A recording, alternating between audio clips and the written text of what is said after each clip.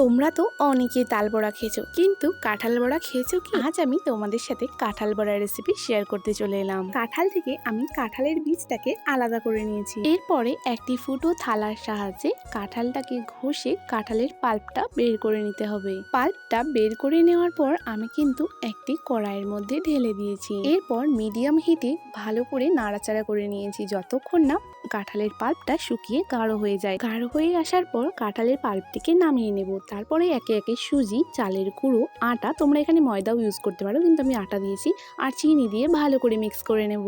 তারপর একটি কড়াইয়ের মধ্যে তেল গরম করে নেব। তেল ভালোভাবে গরম হয়ে যাওয়ার পর যে মিশ্রণটা বানিয়েছিলাম, মিশ্রণটিকে ছোট ছোট বল আকারে তেলের মধ্যে দিয়ে দিতে হবে। তারপরে একে একে বড়াগুলোকে ভালোভাবে উল্টে পাল্টে ভেজে নিতে হবে যতক্ষণ না এইভাবে লালচে হয়ে আসে। এরপর তুলে নিলেই রেডি কাঁঠাল বড়া। তোমরা যদি এখনো এইভাবে কাঁঠাল বড়া করে না খেয়ে থাকো তবে কিন্তু অবশ্যই একবার ট্রাই করো।